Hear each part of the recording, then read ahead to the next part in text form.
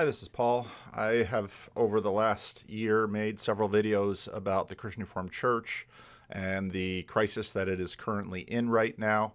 I hope to make some shorter videos on some of this. A lot of these videos are readings from what I've written on CRC Voices.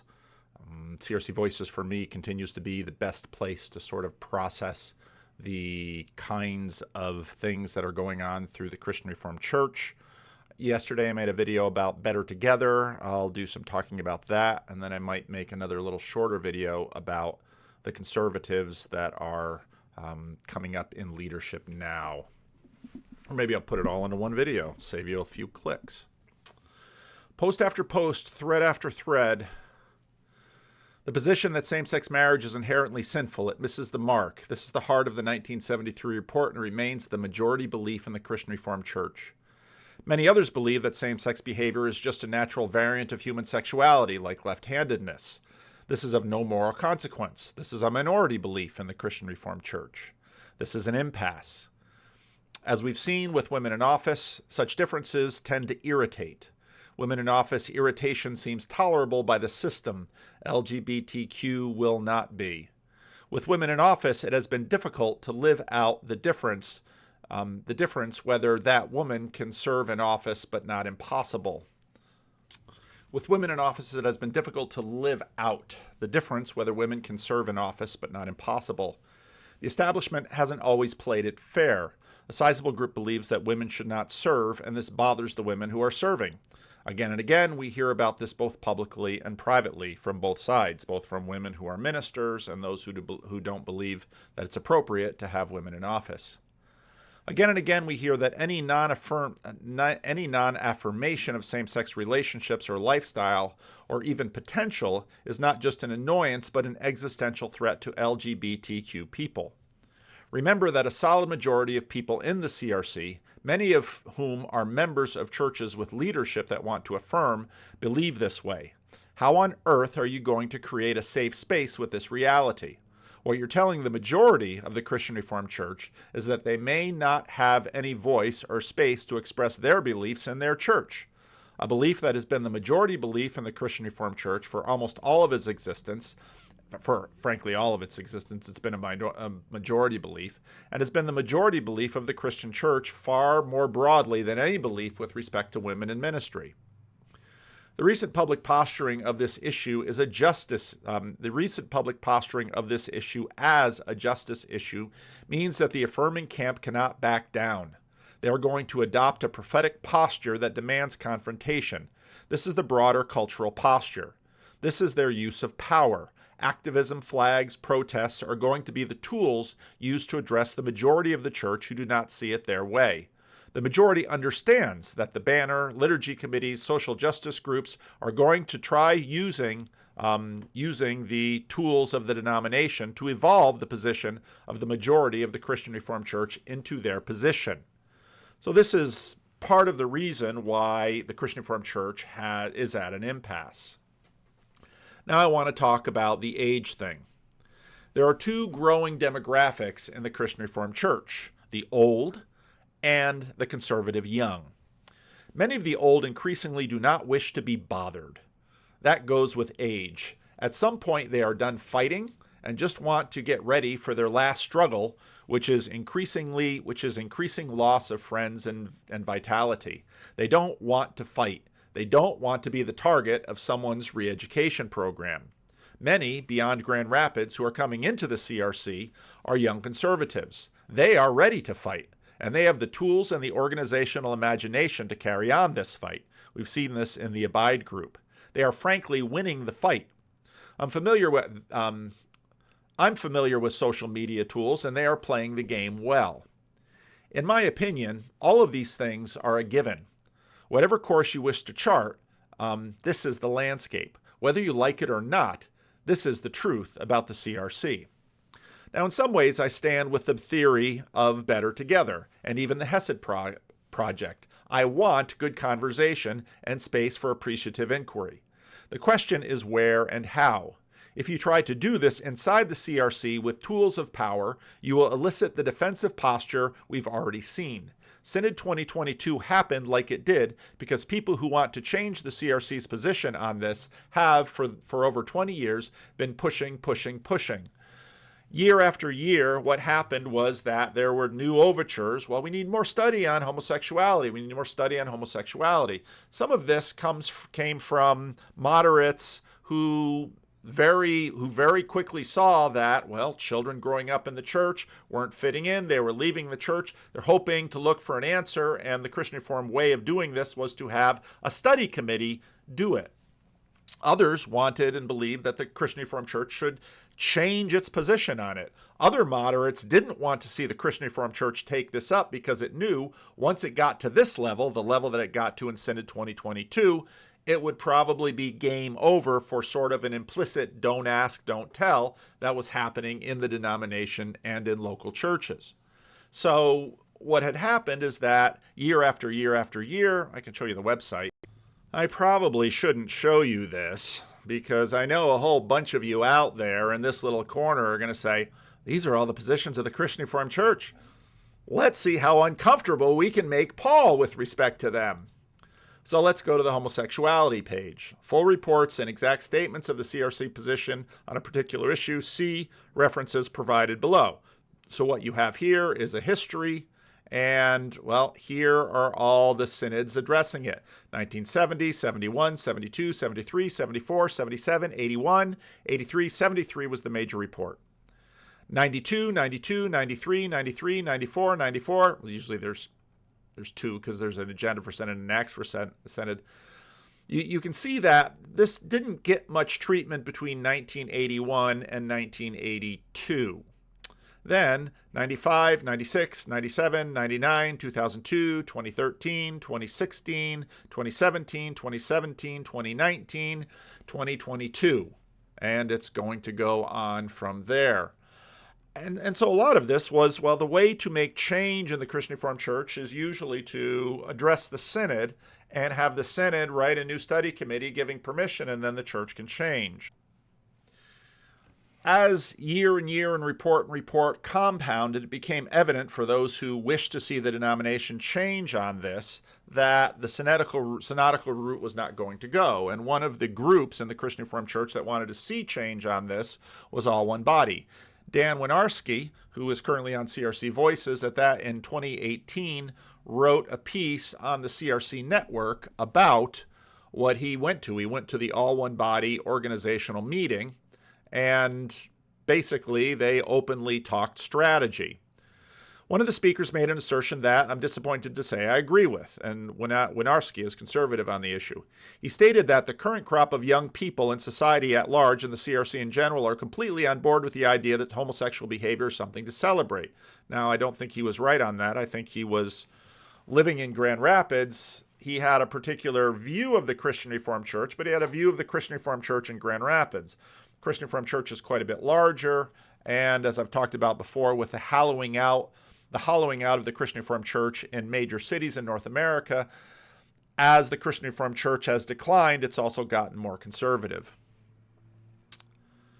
He stated that it was merely a matter of time until the defenses of the CRC and other denominations like her crumble against the persistent battery of LGBTQ plus movement.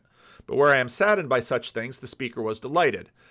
The problem for the speaker is that he and almost everyone who believes as he does is not patient enough to wait for the next generation of leaders to rise up.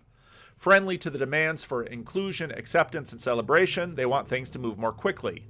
To this end, one of the board members of All One Body gave the audience a piece of advice. Do not use Scripture to convince your fellow CRC members of the beauty of full inclusion. Instead, rely on personal stories. Everyone has a story, he said. You can argue back and forth all day about Scripture, but we're never going to win that way. Nobody can argue with your story. Another member of the panel shared the focal point of his personal story strategy. He said that it was about convincing people through stories about real people who have embraced the gay, lesbian, bisexual, transgender lifestyle that such people bear healthier fruit than those who are non-inclusive. Whereas the panel referred to the old teachings of the church as toxic, All One Body wants the CRC as a whole to accept the new teachings of full inclusion, yielding good fruit. The panel members made it clear that the relative health and goodness of the fruit was completely dependent on how a person feels about himself, herself, zerself, or whatever gender pronoun the person identifies with. The church tells people that their preferred lifestyle is sinful and destructive. People will feel bad about it. If the church will affirm someone's lifestyle, people will feel wonderful. That's good fruit, and maybe they'll want to go to church. Skipping ahead, the panel members recognized that the legislative approach of sending an overture to Synod was not likely to turn the CRC into an all-inclusive ally of LGBTQ+ promoters. They also exhibited pessimism that the 2021 Synodical Report on Human Sexuality will move the CRC closer to their desired outcome. Because of this, the panel revealed their preference for a strategy using the judicial ruling similar to the way secular activists won their case in the United States Supreme Court with Obergefell. All One Body's plan to transform the CRC will proceed as follows. They will identify a current CRC pastor who is sympathetic to their cause, who is willing to perform a homosexual wedding ceremony. Having taken another route, they will find a CRC congregation that is willing to elect an elder or a deacon who is openly and proudly living in a homosexual partnership. Eventually, this will cause a firestorm of protest in the CRC. Complaints will be filed, debates will ensue, the banner will publish articles both for and against. Not a lot of that has happened. The great brouhaha will eventually make its way to Synod. And the hope on the part of All One Body is that synodical deputies will embrace the path of least resistance and rule in favor of the pastor or the church or the office bearer. Or you don't even have to rule in favor of, you just have to not do anything about it, which is what happened in the Reformed Church of America. Synod might decide, as it has done with other controversial topics, that LGBTQ+ question is a matter for each local church council to decide. Or, if the personal story of the individual involved is especially powerful, Synod may embrace empathy as a path towards inclusion. Perhaps a desire to move the CRC's relevancy credentials will convince Synod to get with the times. Now, there was a majority and minority report given to Synod last year, and the majority report was what carried the day. The minority report I liked as well, because the minority report said we need to continue to talk about this. Because the truth is that no one has a solution to sort of make things like they were before. There's no getting around this issue. There's only dealing with it. And there are basically two very different, very opposing approaches to dealing with it.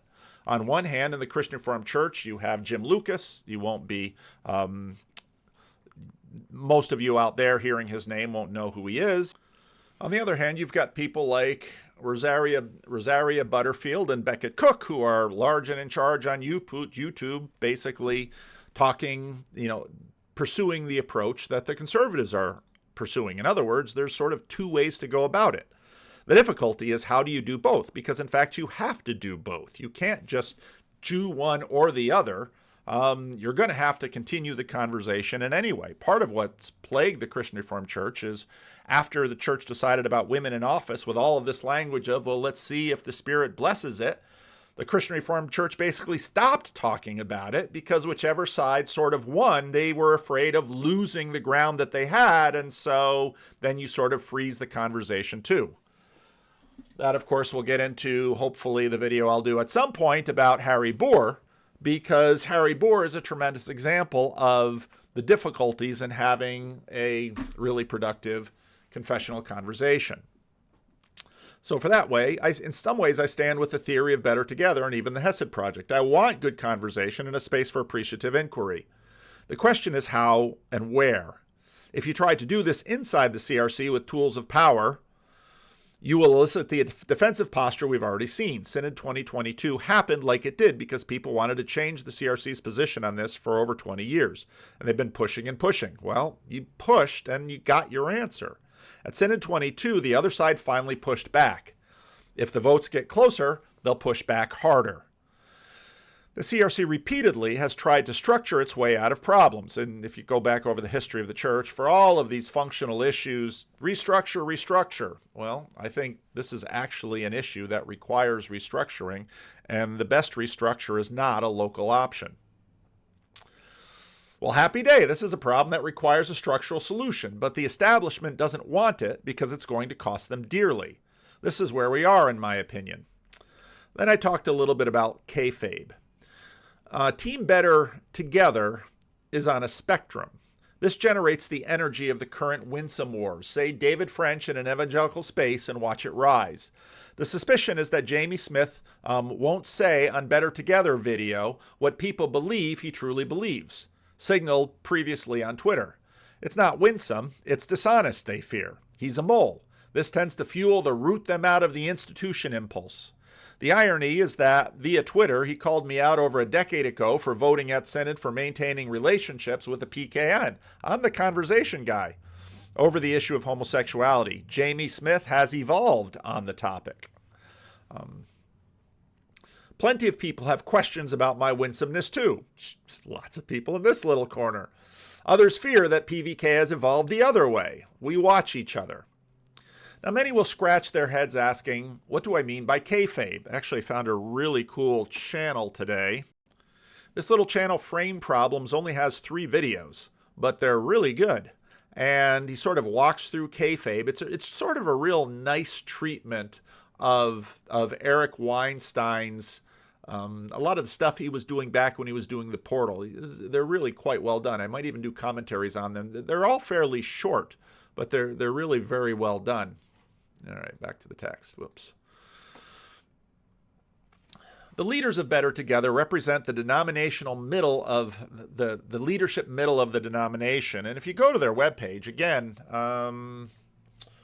let's see. No, it's the other one. Okay.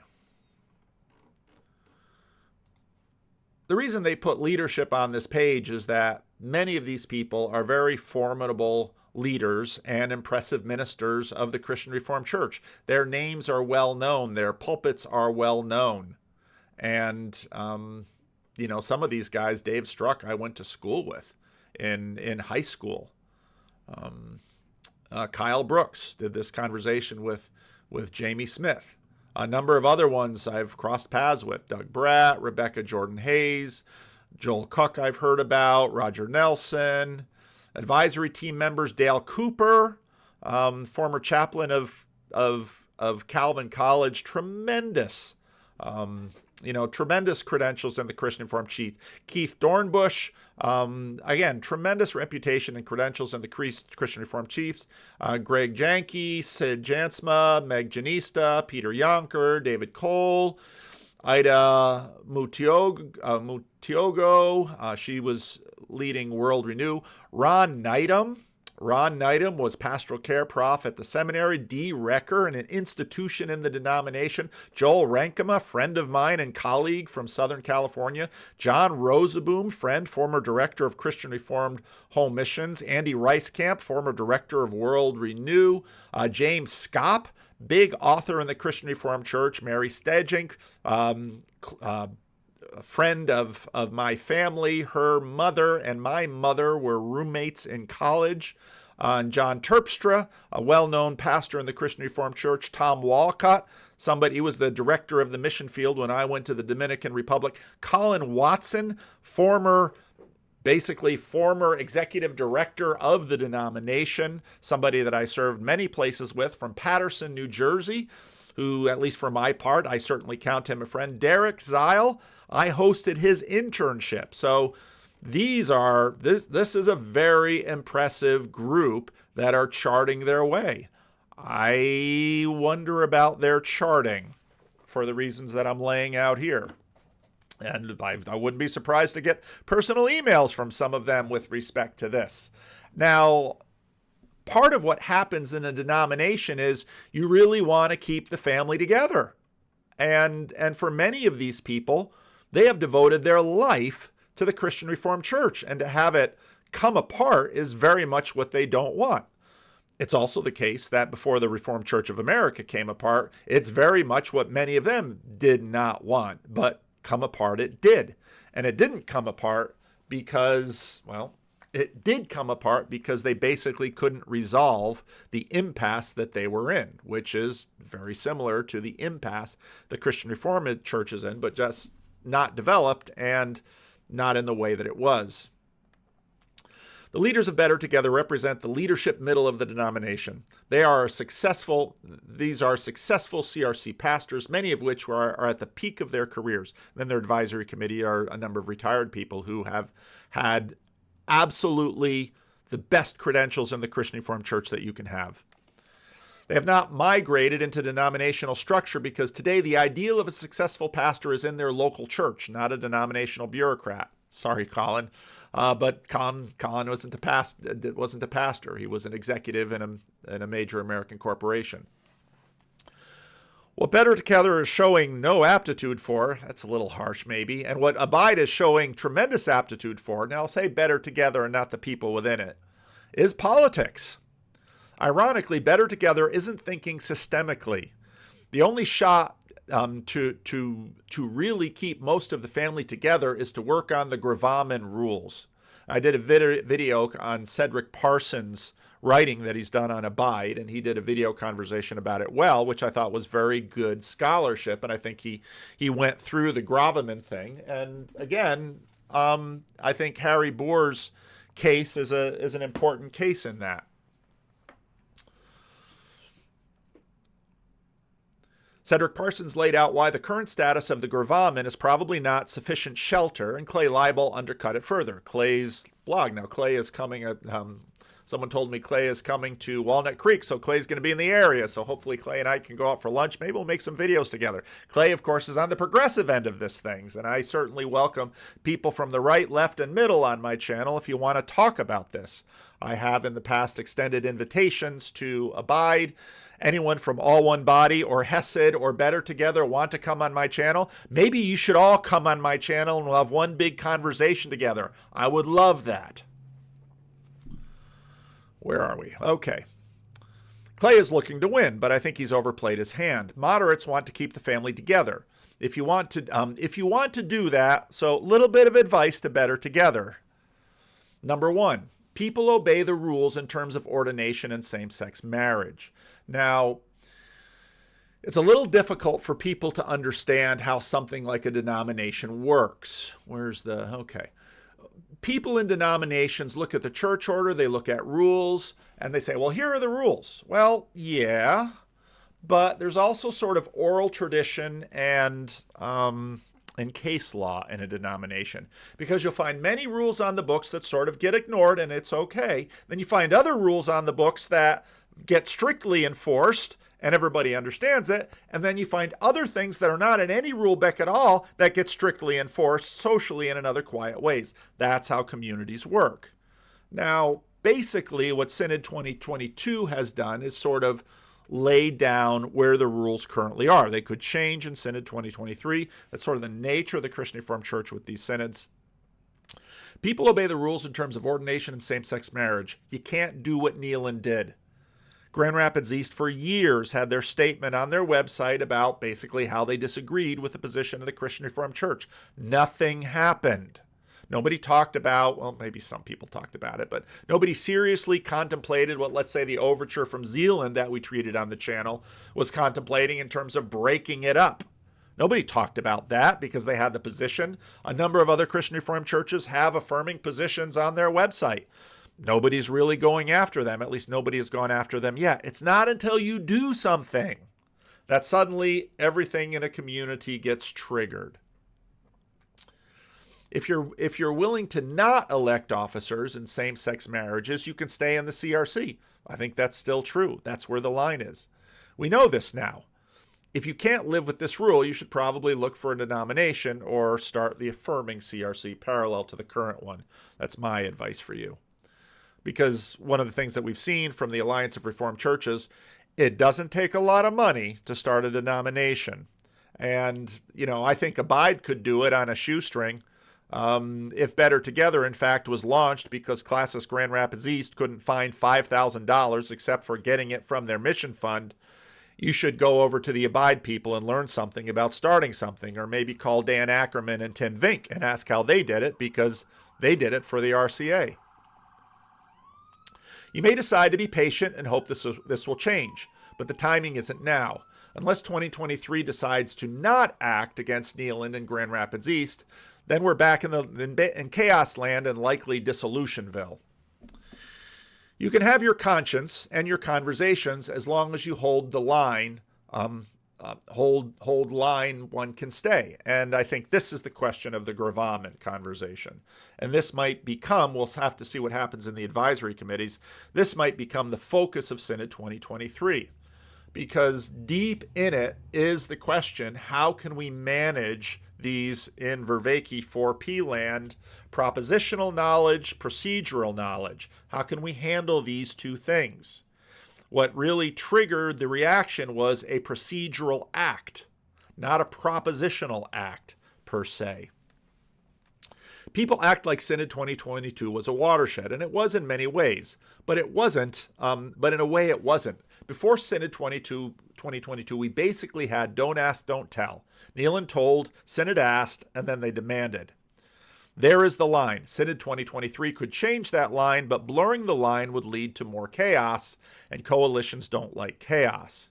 And basically, the RCA sort of fractured once everybody figured out that, well, similar to what you see happening in the United Methodist Church and other churches, if the rules get too far away, and again, which rules?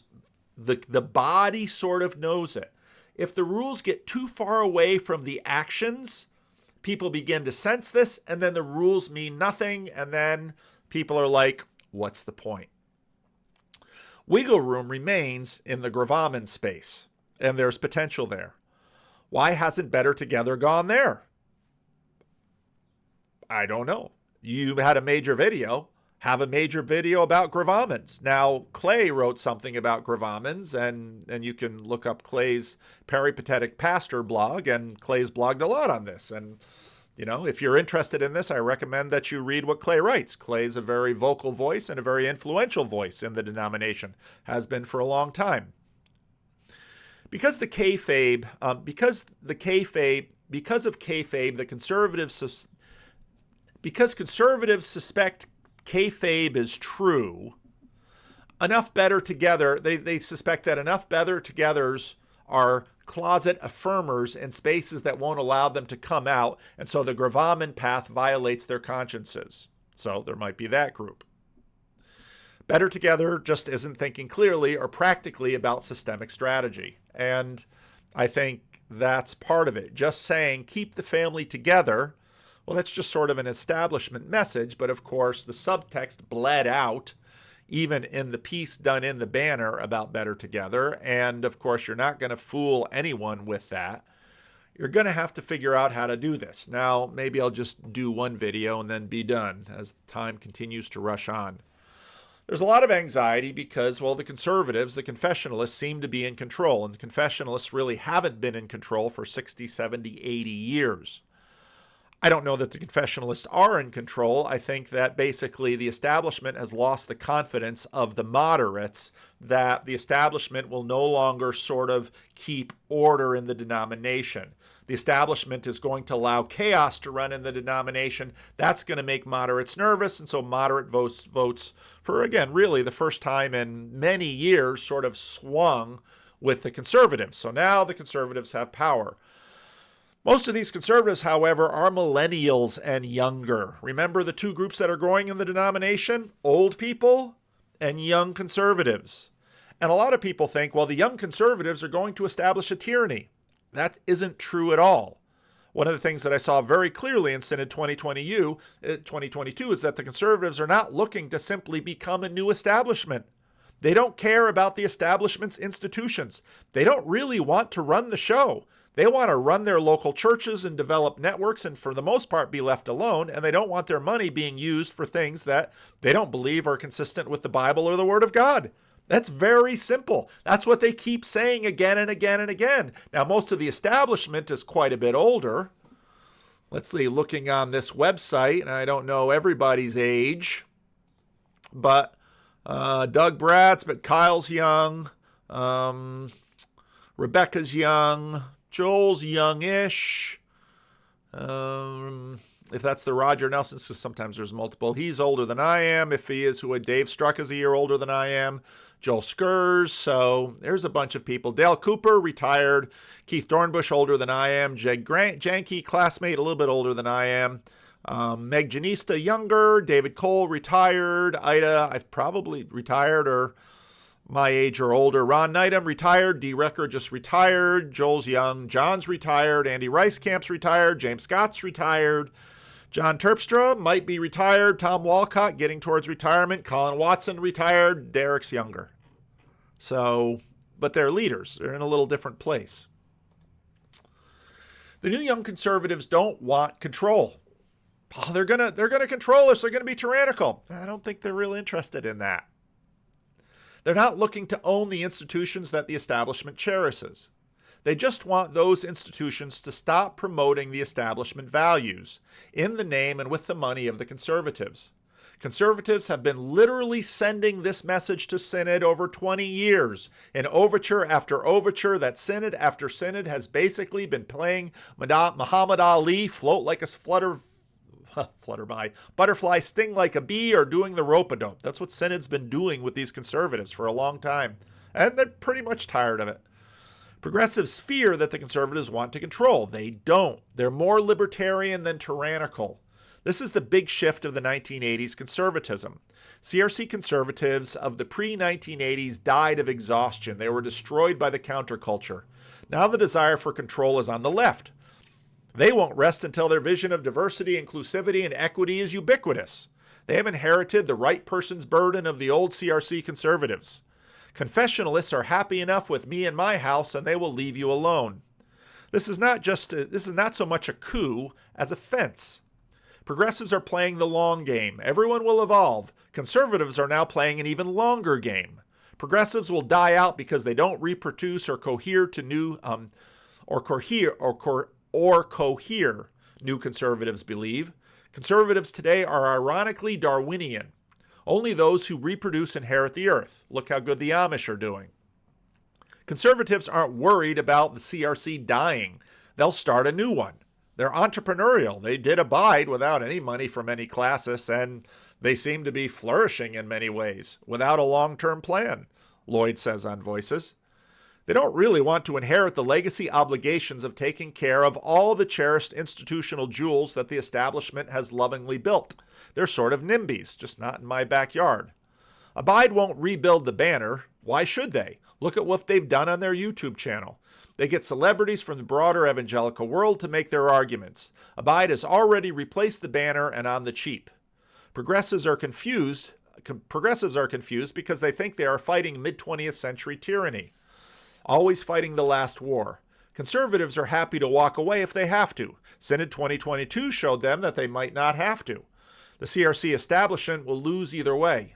Either they keep all their institutions but struggle to maintain them without the feeding funding network that flourished between the World War II and 2000, and that network is going away. There's enough of it, 30% of the denomination is probably sort of on the progressive side, but so much of that is concentrated in West Michigan. You're just not going to get the kind of circulation that really fed West Michigan for the last 70 years. Or they get shown the door because they hold to their convictions. What will really break their hearts is that they see that those who beat them at Synod will have no appetite or desire to maintain the institutions the establishment was displaced from. This is a very sad story. Establishment elites will then try to rebuild some of what they're losing. It will be cheaper, newer, better suited to the current environment. Bees make hives, foxes make dens, CRC establishment types make institutions. It's their nature. All right, I hate to bore the rest of you with a whole bunch of CRC inside baseball, but I want to do what I can to facilitate the conversation, and this is an open invitation. Now, I'm going to be busy in the month of May. If you want to come in and see what My Little Corner is doing in May, make your way to Chino, California, and buy a ticket from John Van Donk and listen to myself and Jonathan Peugeot and John Vervaeke talk about the Christian Reformed Church, not hardly at all, probably not at all, period, because this does not occupy most of my local work or, in fact, my online work. But I do care for my denomination. It is my people, and I want to do what I can to see it flourish. And so in that sense, I haven't wanted to see anything break up, but I fear something is going to break up. And so Whatever breakup we have, I'd like it to be productive, and whatever comes out the other end, I want it to be more productive than what happened with the United Reformed Church or the Protestant Reformed Church, which broke up in the days of my grandfather. So that's why I do this. That's my appeal. So again, I'd be happy to talk to All One Body, Better Together, Abide. I had Lloyd on the channel. Lloyd was happy to be on there. And again, it's sort of like, so I've been listening to people like Brett Weinstein and Glenn Lowry talk about Tucker Carlson. And what someone, a lefty like Brett Weinstein, says is, conservatives will talk to me. And, you know, YouTube is a place for people who have little to lose. And I've not been able to follow up with some people who are willing to talk. But again, I'd love to see a robust conversation between the two parties before or after Synod. I'm fine. Because truth is, Synod is going to make some decisions and it's going to be consequential. And it's quite likely that after this Synod, the Christian Reformed Church will not be the same again. And that was part of my point about the banner video that I just did, that if you read the banner, you wouldn't have any sense that in many ways this world of the Christian Reformed Church is about to change dramatically. It happened in 2022. It's going to happen again in 2023. None of us know exactly how it will go, which is, of course, why we have the Synod. So, yeah, my heart's in this. I love my church. I love my people. I love my progressive friends. I love my conservative friends. I love the people on, again, I go through this list and Better Together, and these are, I don't know all of these people, but many of these people I know, these are my people. Derek Zile held my children. I held his. When my mother's church needed a new pastor, and Derek went there, I was thrilled. I don't want my mother having a lousy pastor. Derek's the best. Colin Watson, I have just a world of affection for. You've heard me talk about Dale Cooper on this channel. David Cole worked with for years. I see him when I go down to Southern California, my synodical deputy duty. Joel Rankin is a friend, went to the Dominican Republic after me. James Scopp, I did a blurb on one of his books. I'd be happy to talk to James. Mary Stedjink, again, our mothers were roommates at Calvin. This is a family thing in the Christian Reformed Church. So these are all my people, and I love them. And do I want to keep the family together? Absolutely. But like I said, Christian Reformed Church loves to solve things with structure. Maybe now's the time we use some of those tools. All right, enough said on this. If you want ongoing conversation, join CRC Voices. Just be prepared to try to be succinct. Don't think that you're getting the flow of the conversation. When newbies come in, they need a little training. Hold on to yourself. Don't start name calling. I'm a moderator on CRC Voices too. Bill Viss does a much stronger job of it. And you will get called out for bad behavior on CRC Voices. So leave a comment.